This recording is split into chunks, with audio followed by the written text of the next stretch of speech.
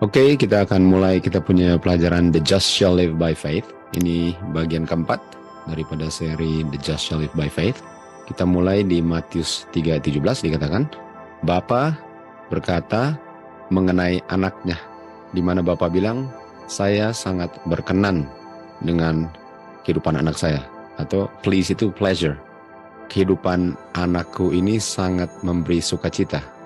Dan kita tahu bahwa Tuhan Yesus punya kehidupan itu tanpa dosa. Jadi untuk Bapa please dalam anaknya, udah pasti dia please-nya karena tidak berdosanya. Karena nggak bisa Bapa please kalau anaknya berdosa. Jadi waktu Bapa bilang, inilah anakku yang kukasihi, di dalam dia saya sangat please, itu ada hubungan dengan anaknya tidak berdosa. Dosa adalah apa saja yang saya lakukan bukan berdasarkan iman. Artinya Tuhan Yesus semuanya dilakukan berdasarkan iman, karena Tuhan Yesus tidak berdosa. Karena apa saja yang tidak berdasarkan iman adalah dosa. Artinya Bapa please kepada anaknya, atau Bapa please terhadap anaknya, karena anaknya hidup berdasarkan iman. Ibrani 11 ayat 6 katakan, tanpa iman mustahil untuk please God. Jadi untuk God please, orang itu harus hidup berdasarkan iman. Artinya Tuhan Yesus hidupnya berdasarkan iman karena Bapanya sangat please dengan dia. Di Roma 7:17 kita tahu dosa berdiam di dalam saya dan di dalam saya itu di dalam daging. Dan daging, orang yang hidup berdasarkan daging ialah orang yang hidup untuk berdosa. Karena semua yang dilakukan adalah hal-hal yang tidak baik dan semua itu adalah dosa. Jadi untuk hidup sesuai dengan flesh adalah lawannya untuk hidup berdasarkan iman atau berdasarkan spirit. Jadi Tuhan Yesus walaupun datang ke dunia ini di dalam sinful flesh, tapi Tuhan Yesus punya kehidupan itu tidak pernah melayani dia punya sinful flesh. Dia selalu bergantung kepada Bapanya melalui iman, dan itulah sebabnya Bapanya sangat pleased dengan dia. Sehingga Tuhan Yesus nggak pernah berdosa karena hidupnya selalu berdasarkan iman. Sementara orang yang hidup tidak berdasarkan iman, dia berdosa.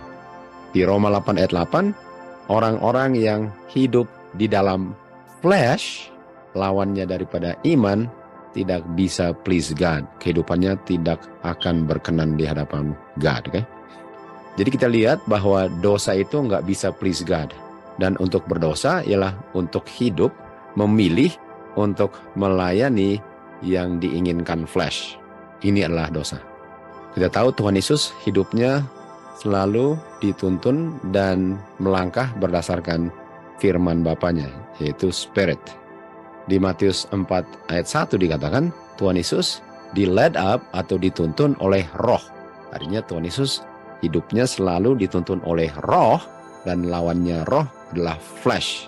Sehingga semua orang yang dituntun oleh roh akan please God kehidupannya, karena nggak akan kedapatan dosa dalam kehidupannya.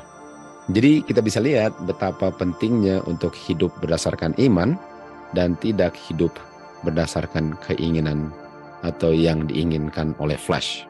Dan kita tahu flesh ini, yang membuat flesh itu sangat nggak baik ialah karena dosa berdiam dalam flesh.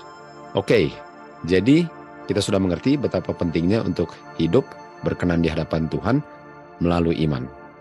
Nah, sekarang kita mau bicara tentang iman dan bagaimana iman itu bertambah. Bagaimana iman itu bisa bertambah. Jadi nggak cukup untuk ada iman. Iman itu maksudnya nggak cukup untuk ada iman kalau iman itu tidak mencapai tahap atau dia punya kepenuhan yang sempurna. Di Yohanes 8 ayat 30, waktu Tuhan Yesus berfirman, banyak orang percaya akan dia. Nah, kita tahu percaya dengan iman sama kan? Banyak orang percaya.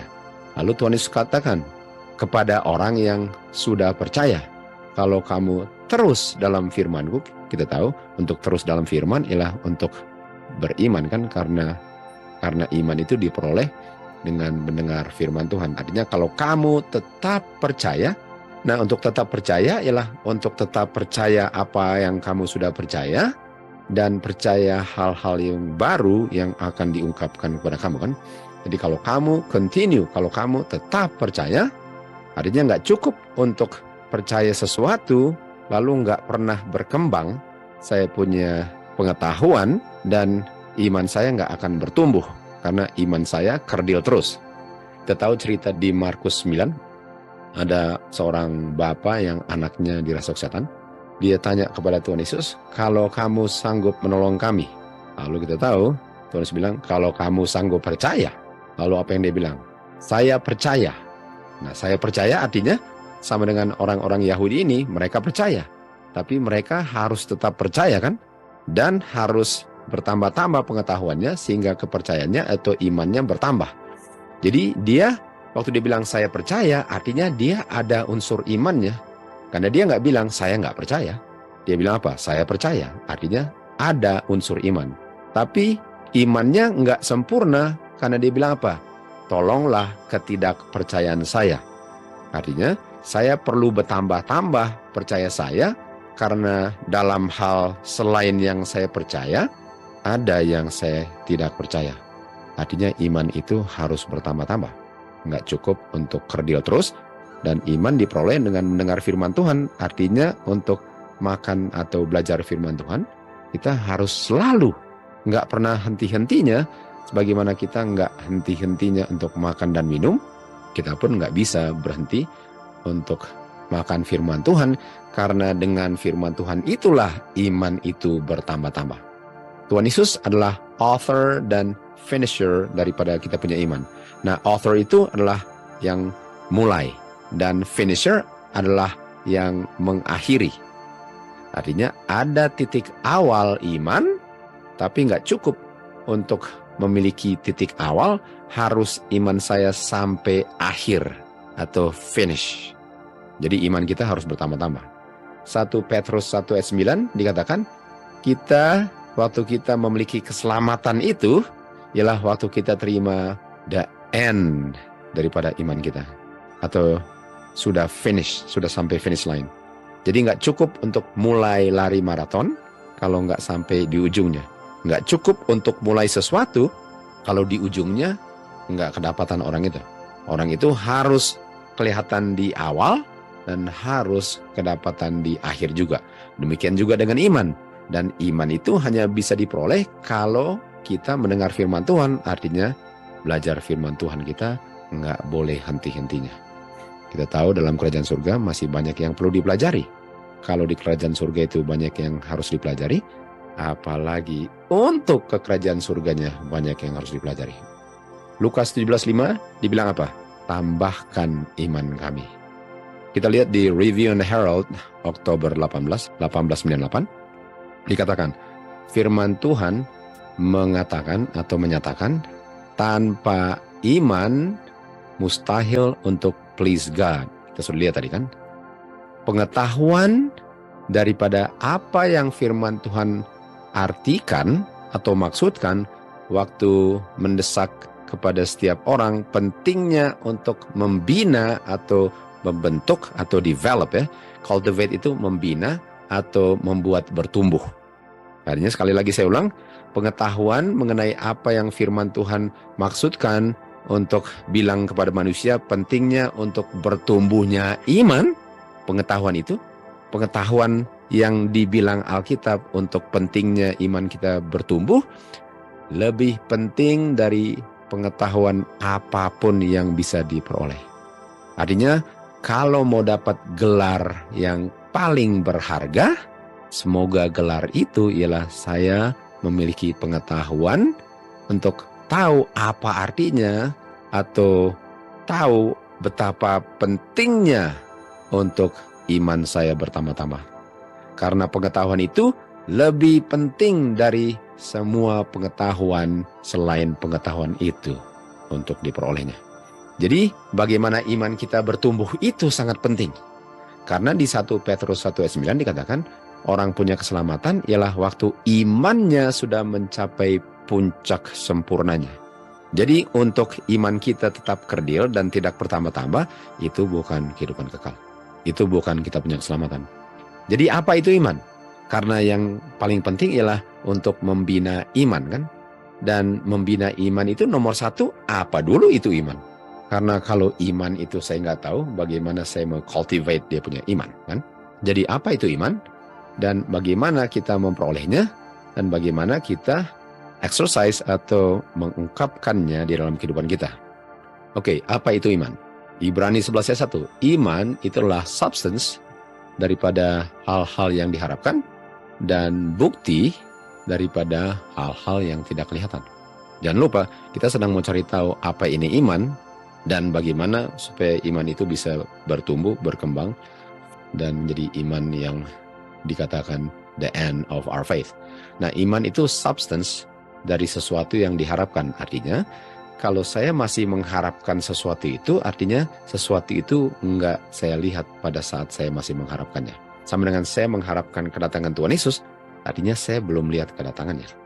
Artinya yang diharapkan ini enggak kelihatan. Nah, substance itu artinya saya sudah memiliki sesuatu yang menjamin saya akan menerima sesuatu yang saya belum terima.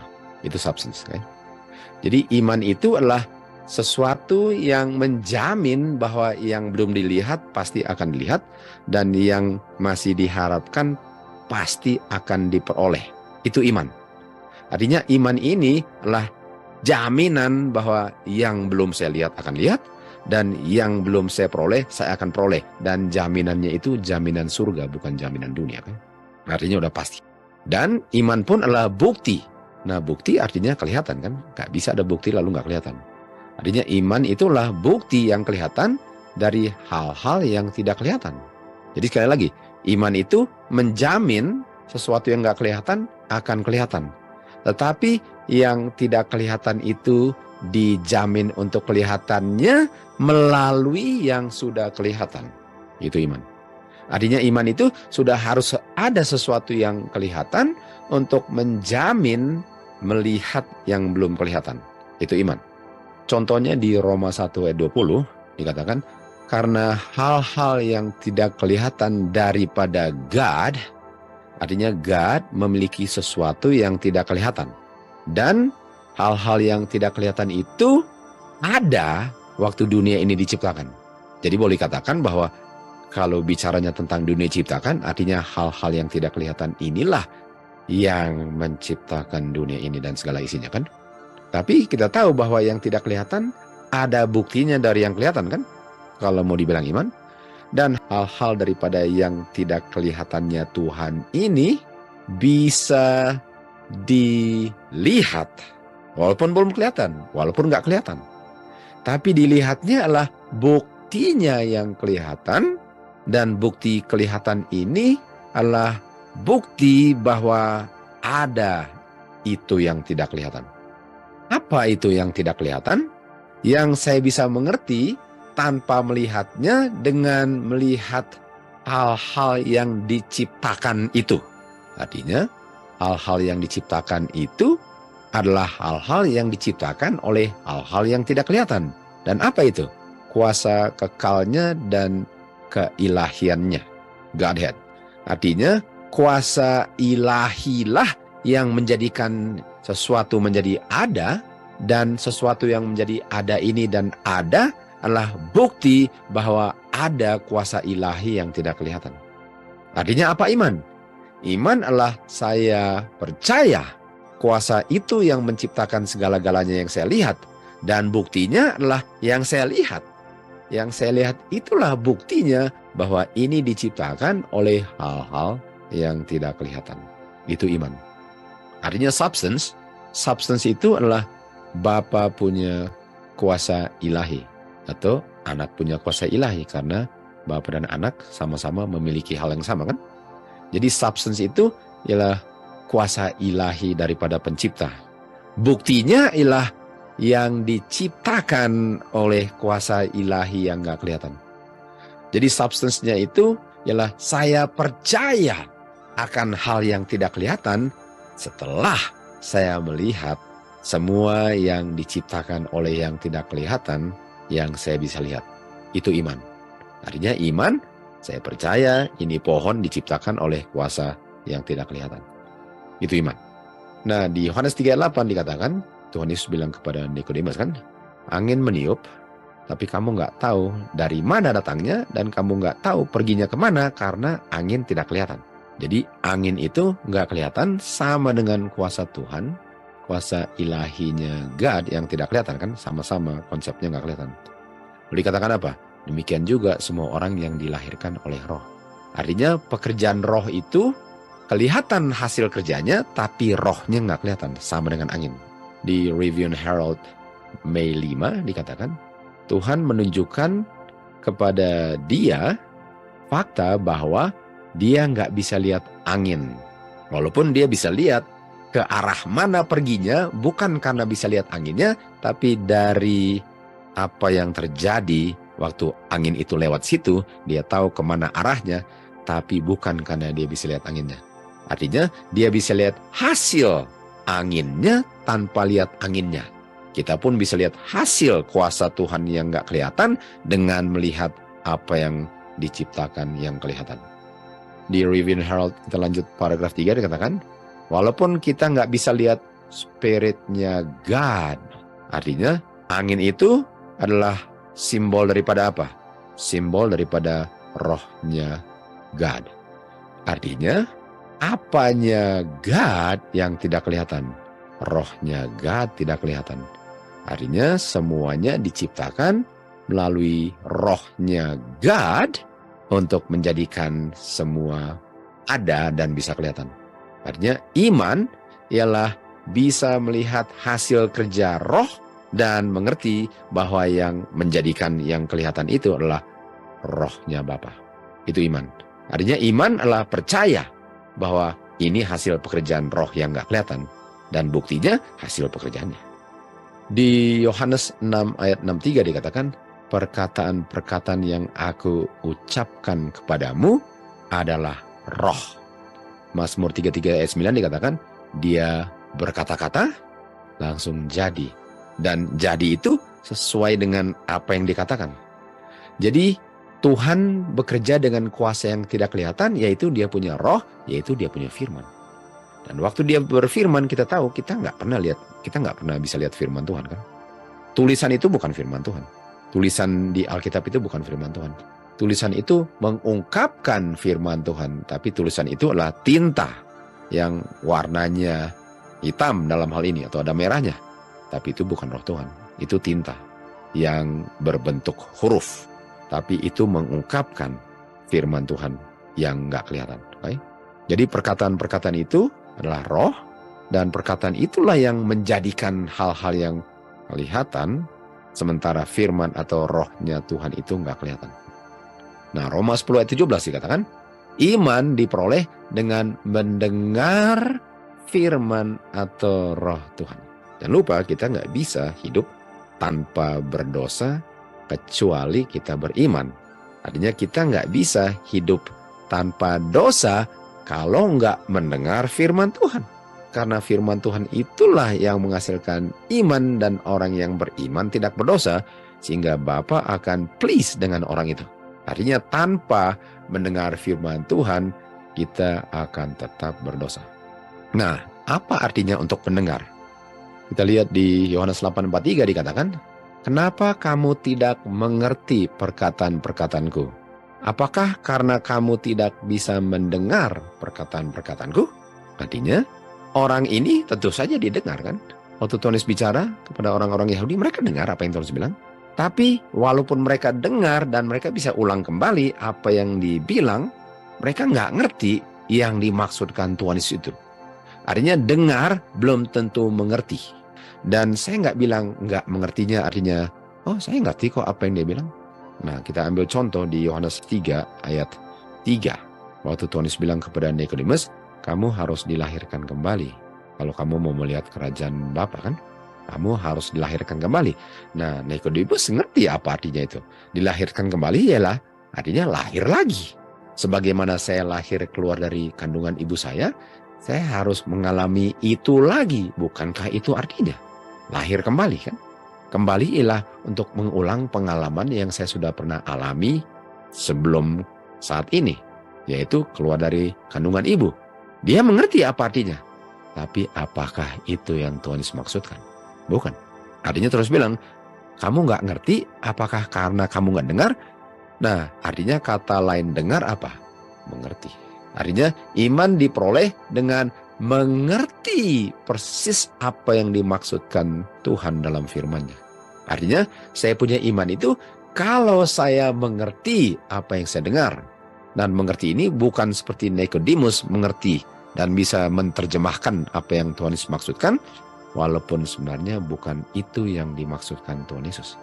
Artinya iman di mana orang yang beriman tidak berdosa, atau kehidupan tanpa dosa yang di-please oleh God, nomor satu, saya harus mengerti persis apa yang dimaksudkan oleh Tuhan Yesus waktu dia berfirman. 1 Tesalonika 1 ayat 5 dikatakan, perkataan-perkataanku itu bukan hanya perkataan-perkataan seperti orang ngomong lalu nggak ada artinya. Nah, bisa saja yang orang ngomong itu ada artinya, tapi bisa nggak orang ngomong lalu dia bilang jadilah bulan lalu jadi bulan? Enggak, karena itu cuma perkataan-perkataan saja, sehingga perkataan itu nggak bisa menjadi wujud kenyataan karena itu cuma perkataan-perkataan saja. Dan dikatakan Injil kami itu bukan hanya dalam perkataan-perkataan, tapi Injil firman yang diucapkan ini adalah kuasa Roh Kudus. Kuasa Roh Kudus. Artinya perkataan-perkataannya Tuhan bukan hanya perkataan-perkataan, tapi kuasa yang menjadikan apa yang difirmankan. Buktinya di Kejadian 1:3, waktu Tuhan Yesus berkata, jadilah terang. Langsung yang dia bilang jadilah, jadi terang. Sementara sebelumnya gelap. Apakah manusia bisa nggak bilang jadilah terang, lalu jadi terang? Kecuali dia kasih nyala dia punya knob kan, tapi itu listrik yang buat itu, bukan dia. Jadi bisa nggak manusia ngomong lalu jadi persis apa yang dia bilang? Enggak. Karena manusia punya perkataan, nggak ada kuasanya. Jadi iman, kalau saya dengar firman Tuhan, saya mengerti bahwa yang saya dengar itu, adalah yang akan saya lihat menjadi kenyataan. Dan akan menjadi kenyataan pada saat itu juga. Tergantung kapan dibilang menjadi kenyataannya. Oke, jadi mari kita lihat bagaimana firman Tuhan itu bukan hanya perkataan-perkataan saja, tetapi adalah kuasa yang mewujudkan apa yang saya dengar. Sebagaimana kita lihat tadi di Kejadian 1:3, Tuhan Yesus bilang jadilah terang, dan sebelumnya nggak ada terang. Dan di saat dia bilang jadilah terang, terang itu menjadi ada. Artinya firman itu adalah kuasa, bukan hanya perkataan saja. Kita lihat di Matius 8, bicara tentang centurion kan. Dan dia bilang, Tuhan, hambaku berbaring sakit di rumah, sakit lumpuh, dan sangat menderita. Lalu Tuhan Yesus bilang kepada dia, saya akan datang dan menyembuhkan dia. Jangan lupa ya, firman Tuhan kan bisa menjadikan apa saja yang difirmankan. Jadi kalau orang centurion ini bilang, di rumah saya gelap, Tuhan Yesus bilang apa? Jadilah terang. Apakah Tuhan Yesus harus ke rumahnya lalu perbaiki listriknya? Enggak. Karena waktu hari pertama penciptaan nggak ada terang, dan terang itu menjadi ada hanya karena difirmankan, itu langsung ada.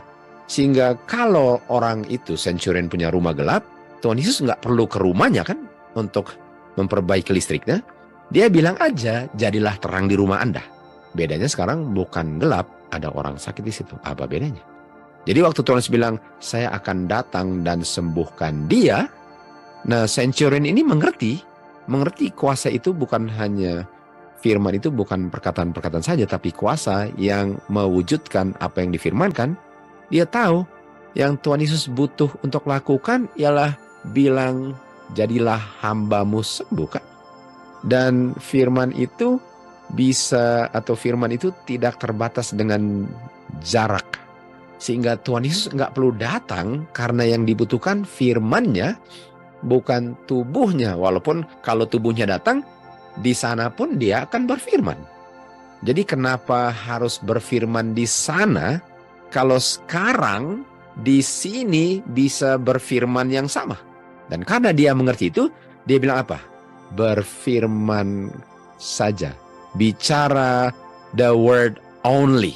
Bilang aja sembuh hambamu.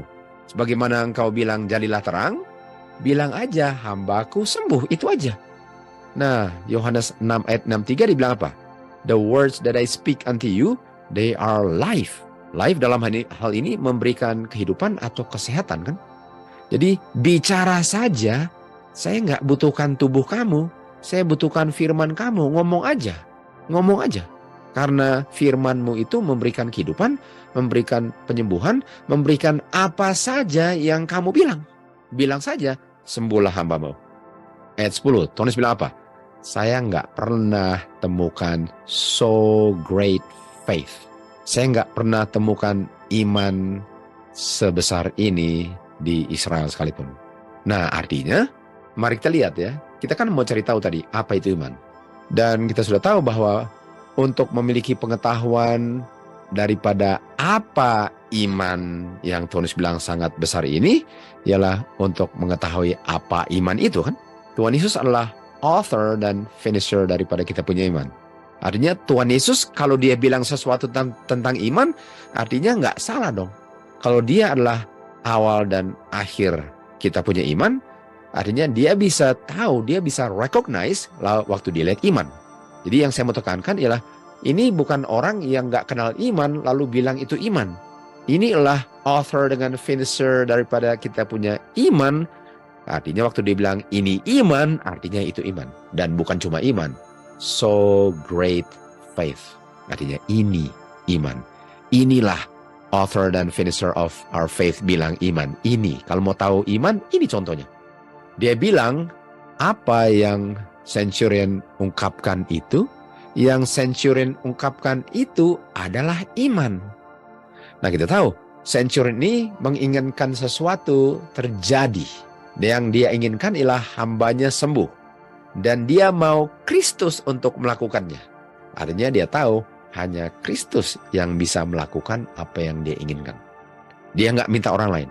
Dia minta Kristus. Artinya iman, kamu harus tahu dulu firman siapa yang kamu harus dengar. Karena kalau kamu minta orang lain, udah pasti orang itu nggak bisa. Artinya nomor satu, untuk memperoleh iman, atau untuk mendengar firman Tuhan, kamu harus tahu siapa punya firman. Itu sebabnya dia minta Kristus untuk melakukannya. Dan kenapa dia minta Kristus untuk melakukannya? Karena dia tahu bahwa Kristuslah yang akan menghasilkan sesuatu yang dia ingin lakukan dengan hanya bersabda sembuh. Karena dia tahu hanya dengan cara berfirmanlah dan hanya Kristuslah yang memiliki firman itu. Itu sebabnya dia mau sesuatu terjadi, dia tahu hanya Kristus yang bisa lakukannya, dan dia tahu caranya ialah untuk berfirman saja. Itu semua diketahui oleh Centurion. Dan hasilnya, Tuhan bilang apa? Bukan main, itu definisi iman. Karena di Mazmur 339 dikatakan, dia berfirman, dan jadilah sesuai dengan yang difirmankan. Jadi Centurion ini mengharapkan hanya firman Tuhan untuk melakukan pekerjaan penyembuhan hambanya di rumah. Hanya firman Tuhan. Karena dia bilang apa? Speak the word only. Saya hanya butuhkan kamu berfirman saja. Nggak usah ke sana. Karena kalau ke sana artinya ke sana dan berfirman. Dia nggak bilang, come to my house and speak the word. Dia hanya bilang, speak the word only, kita tambah, nggak usah ke rumah. Artinya, firman Tuhan itu sanggup tanpa Tuhan Yesus bikin apa-apa yang lain. Dan terhadap firman itulah dia bergantung untuk hambanya disembuhkan. Dan apa yang Tuhan Yesus bilang? Itu iman, itu definisi iman. Artinya, apa itu iman? Yang kita sudah tahu kan? Iman itu ialah di mana saya mengharapkan firman yang diucapkan itu saja, only, untuk melakukan apa yang dikatakan, dan saya bergantung sepenuhnya kepada firman itu saja untuk melakukan apa yang dikatakan. Itu iman. Dan iman yang bertumbuh diperoleh dengan firman itu saja. Artinya firman Tuhan untuk bertumbuh, saya harus lebih sering dengar firman Tuhan. Lebih sering berharap kepada hanya firman Tuhan itu yang melakukan, dan lebih sering bergantung kepada hanya firman Tuhan itu yang melakukan. Tapi itu nggak bisa bertambah kalau saya jarang dengar firman Tuhan dan mengertinya. Karena iman itu diperoleh melalui firman Tuhan yang didengar dan diharapkan dan bergantung kepadanya untuk melihat hasilnya dihasilkan oleh firman itu saja. Tadi kan dikatakan yang paling penting ialah bagaimana pengetahuannya untuk kita punya iman bertambah. Iman kita bertambah apa? Dengan mendengar firman Tuhan dan mengharapkan dan bergantung kepada firman itu saja yang bekerja untuk melakukan apa yang difirmankan. Lebih sering, lebih bertambah iman kita. Jadi untuk diimpress ya, karena kita tahu tadi katakan iman itu harus ditambah-tambah, iman itu harus bertambah-tambah. Oleh sebab itu kamu harus continue untuk dengar firman Tuhan kan, untuk bertambah. Jadi jangan sudah puas dengan satu hal, lalu seakan-akan nggak perlu dengar lagi. Kalau itu baru awal daripada iman kamu. Artinya untuk iman saya bertambah, saya harus diimpress pikiran saya dengan diulang-ulang firman Tuhan. Harus diulang-ulang. Artinya untuk seseorang mengajarkan sesuatu tentang bagaimana menambah iman, dia harus mengajarkan bahwa kamu ini harus berulang-ulang dengar firman Tuhan itu, karena lebih sering kamu dengar, lebih kamu berharap dan lebih iman kamu bertambah-tambah. Karena itu adalah pengetahuan yang lebih penting dari segala pengetahuan lainnya. Bagaimana iman kita, atau pengetahuan untuk bagaimana iman kita bisa bertambah-tambah sampai the end of our faith. Mazmur 33 ayat 6 dikatakan, melalui firman Tuhanlah semuanya diciptakan. Sebelum dia berfirman, nggak ada itu. Dan setelah difirmankan, menjadi ada itu. Jadi sebelum Tuhan bilang sembuh, orang itu sakit. Di saat dia bilang sembuh, orang itu nggak sakit lagi. Di saat dia berfirman, sekarang jadi terang. Sebelum dia berfirman, nggak ada terangnya.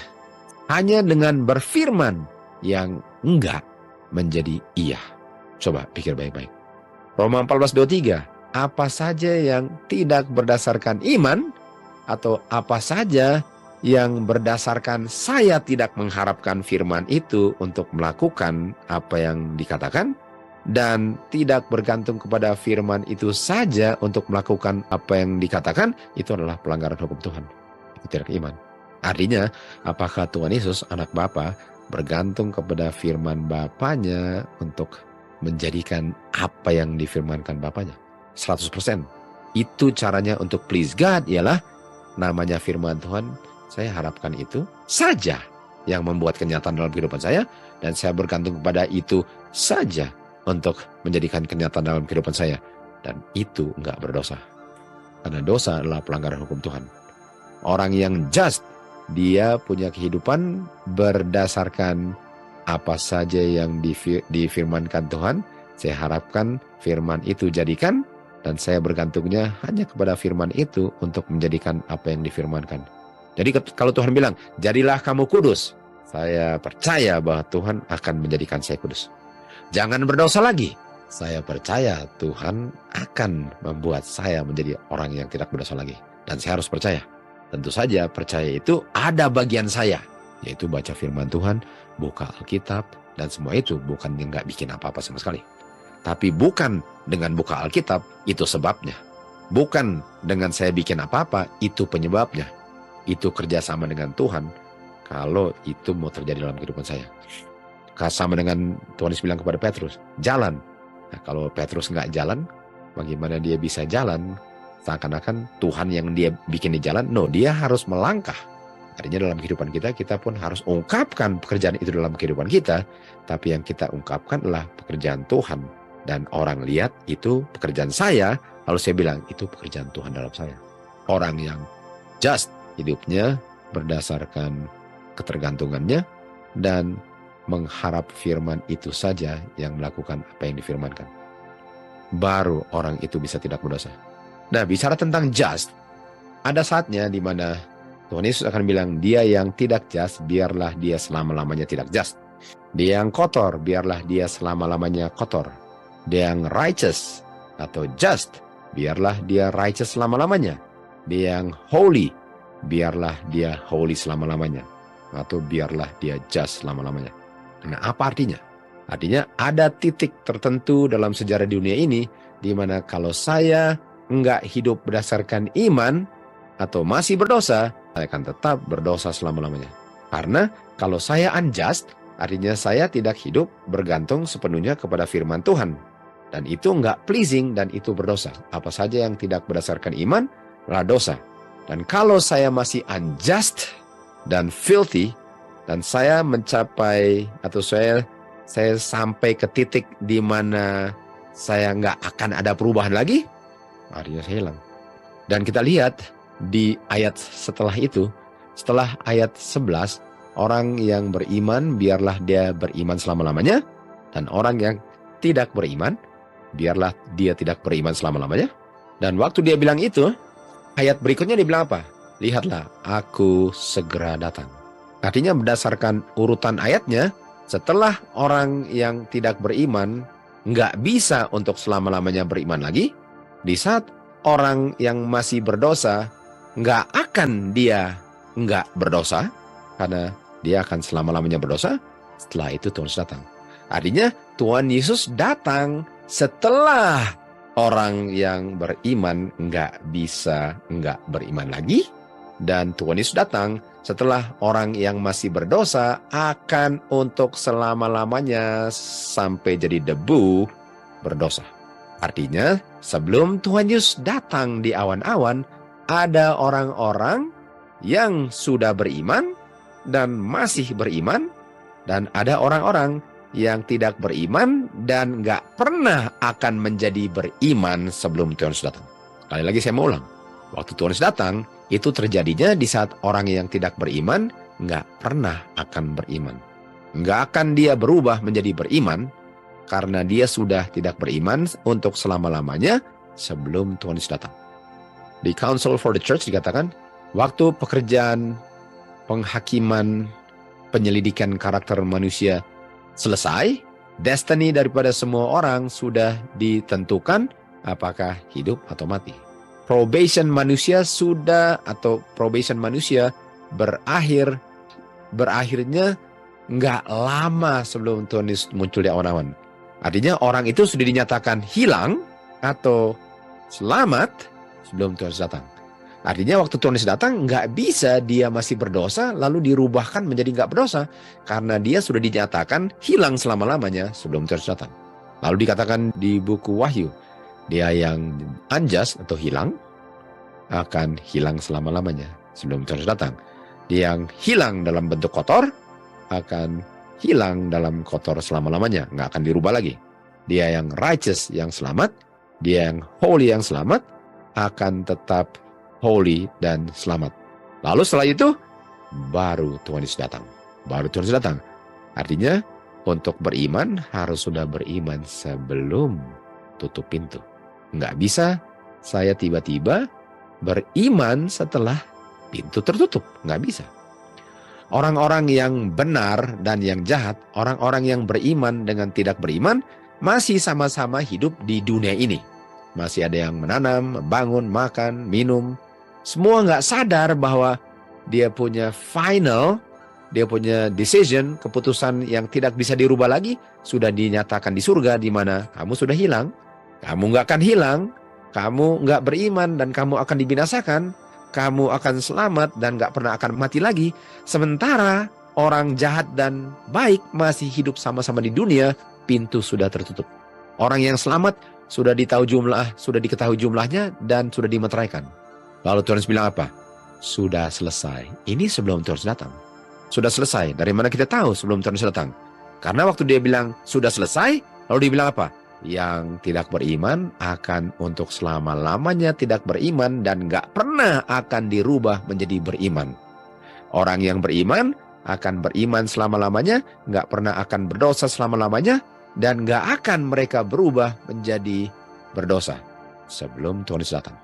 Di Early Writings halaman 279, betul? Mereka yang tidak mengunggulkan firman Tuhan sekarang mencari firman Tuhan dari ujung bumi ke ujung bumi, dari laut ke lautan, dari utara ke timur. Mereka mencari firman Tuhan. Tunggu, untuk mencari firman Tuhan, untuk apa cari firman Tuhan? Untuk beriman. Karena fungsinya firman Tuhan untuk menghasilkan iman. Artinya ini orang-orang yang tidak beriman. Mereka mau beriman. Mereka tidak akan menemukannya, artinya mereka nggak pernah akan beriman. Ada masa kelaparan, bukan lapar roti atau haus untuk air, tapi kelaparan untuk mendengar dan mengerti dan mengungkapkan kebenaran firman Tuhan di dalam kehidupan saya. Tapi mereka nggak akan temukan. Lalu dibilang apa? Mereka sudah menolak Tuhan Yesus dan menghina umat-umatnya. Mereka harus kotor. Mereka tidak beriman dan akan untuk selama-lamanya sampai menjadi debu tidak beriman. Artinya, orang-orang yang tidak beriman setelah pintu tertutup sebelum Tuhan datang, jangan harap tiba-tiba beriman. Di Christ Object Lesson 68 dikatakan, buah daripada roh. Buah daripada roh, roh apa? Firman. Artinya kalau saya terima firman Tuhan, hasil terima firman Tuhan itu salah satunya apa? Iman. Iman adalah buah atau hasil mendengar, mengerti, dan mengungkapkan firman dalam kehidupan saya. Artinya buah roh itu hasil pekerjaan Tuhan dalam kehidupan saya kalau saya terima firman-Nya. Artinya orang-orang yang tolak firman Tuhan dan waktu pintu tertutup baru mencarinya, apakah mereka akan memperoleh buah roh yang adalah iman? Enggak. Karena iman diperoleh dengan mendengar firman roh Tuhan yang buahnya adalah iman. Mereka tidak akan menghasilkan buah iman. Christ Object Lesson 69. Di saat buah atau iman kan? Di saat iman, salah satunya adalah iman kan? Di saat iman dihasilkan dalam karakternya, dia ambil sabitnya karena saatnya untuk panen. Kristus sedang menunggu dengan satu keinginan yang sangat besar untuk dirinya diungkapkan atau imannya atau karakternya diungkapkan dalam gerejanya. Di saat karakter Kristus, artinya kata lain karakter apa? Buah. Kata lain karakter apa? Iman. Di saat iman Kristus diungkapkan di dalam umat-umatnya, di saat love, peace, joy, long suffering, gentleness, goodness, meekness, temperance, dan faith, hasil buah roh firman Tuhan dihasilkan dalam karakternya, baru dia akan datang. Artinya orang-orang ini harus ada iman dulu, baru Tuhan datang. Bukan dia datang dulu, baru mereka menjadi iman kan? Lukas 18 ayat 8. Waktu Tuhan Yesus datang di awan-awan, apakah dia akan temukan iman di bumi ini? Di bumi artinya orang yang beriman di bumi.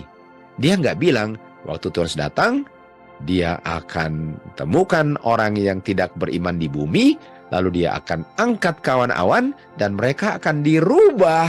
Tiba-tiba kata lain iman apa? Karakter. Tiba-tiba karakter mereka dirubah di awan-awan. Enggak. Karakter tidak dirubah di awan-awan. Karakter dirubah di masa probation sebelum tutup pintu. Karena orang yang tidak beriman setelah tutup pintu, sebelum Tuhan datang, akan tetap tidak beriman untuk selama-lamanya. Jadi apakah dia akan temukan orang beriman di bumi? Dan orang yang beriman di bumilah yang diangkat dan dirubah. Tapi bukan karakternya. Karena mereka sudah memiliki karakternya waktu di bumi. Apa dan yang dirubah waktu diangkat ke awan-awan? Signs of the times. Waktu Kristus datang, dia tidak rubah karakter. Dia tidak membuat orang itu ada iman. Tidak. Kalau iman itu harus ditambah-tambahkan, masa dengan iman harus ditambahkan tiba-tiba orang itu dengan sekejap menerimanya? Kalau dia tolak firman Tuhan, tiba-tiba beriman? Mustahil. Karakter salah satunya adalah iman. Artinya dia tidak akan rubah orang menjadi beriman. Dia tidak rubah orang itu untuk menjadi memiliki buah atau karakter Tuhan. Waktu Tuhan Yesus datang, dia akan terima daging yang dimiliki Adam sebelum dia berdosa. Dan mereka nggak bisa tinggal di bumi ini dengan daging itu. Tapi mereka akan dibawa ke surga dengan daging yang sudah tidak ada cemar dosa lagi, yang dimiliki Adam dan Hawa sebelum berdosa, namanya holy flesh. Sementara dosa diampuni dalam kehidupan ini, hasil daripada dosa itu harus disingkirkan di bumi ini. Pada waktu Tuhan Yesus datang, Dia akan rubahkan kita punya tubuh yang fana ini. Yang dirubahkan bukan karakter. Yang dirubahkan bukan kita punya iman, tiba-tiba beriman. Itu sudah harus berubah sebelum tutup pintu. Yang dirubah di awan-awan, atau dirubah waktu kita diangkat ke awan-awan, ialah kita punya tubuh ini yang bisa mati, menjadi tubuh yang gak bisa mati. Memiliki tubuh yang gloriousnya Tuhan Yesus. Tuhan Yesus memiliki tubuh manusia yang gak bisa mati. Waktu Dia datang, kita akan terima flesh kita akan menjadi holy flesh, sama dengan Adam dan Hawa belum berdosa. Kita memiliki tubuh yang immortal. Kita memiliki tubuh yang gak bisa mati. Gak bisa tambah tua. Gak bisa kita di surga tambah lama tambah tua. Gak bisa. Tubuh kita setiap hari mati. I die daily. Kita punya tubuh sejak lahir mulai jadi tua. Tapi waktu di awan-awan, tubuh kita gak pernah untuk selama-lamanya menjadi lebih tua. Itu yang dirubah. Bukan kita punya karakter. Bukan kita yang gak beriman, tiba-tiba tanpa dengar firman Tuhan, tolak firman Tuhan, tiba-tiba di awan-awan berfirman. Kalau kita mau hidup sesuai dengan kehendak Tuhan, dan Tuhan akan bilang, "This is my son in whom I am well pleased," kita sudah harus beriman sebelum tutup pintu. Apa yang paling penting untuk kita punya iman bertambah? Belajar firman Tuhan setiap hari sebagaimana kita makan makanan jasmani setiap hari. Karena untuk iman bertambah, iman diperoleh dengan firman Tuhan. Firman Tuhannya yang harus bertambah-tambah untuk imannya bertambah-tambah sampai kita mencapai titik the end of your faith. Marilah kita semua setia untuk melakukan tugas kita masing-masing, karena keselamatan itu adalah pribadi.